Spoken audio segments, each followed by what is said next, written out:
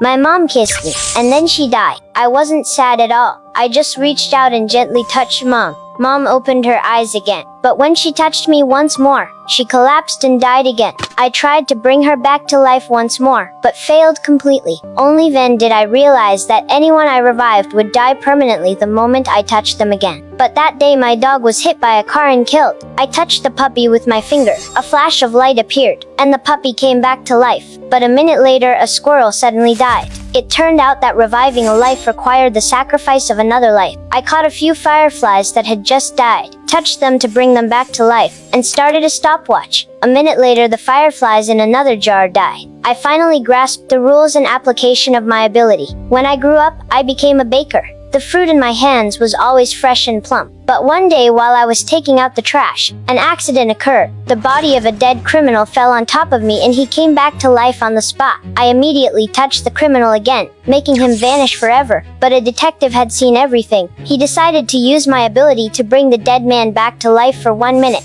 Once the deceased has identified the killer, I'll put her back into a state of death. In return, the detective would give me a generous reward. That day, the detective received a cold case. A gentle golden retriever was accused of killing its owner, but the victim's family was convinced the dog was innocent. The detective brought me to the morgue. I pressed the stopwatch and touched the deceased to bring him back to life. The deceased revealed the truth. It was the dog owned by his secretary that had attacked him. When the time was up, I immediately touched the deceased again. In the end, the golden retriever was acquitted. The real culprit has been apprehended, but I was just too good. The bad guys were afraid of getting caught, so they wanted to send me to meet God.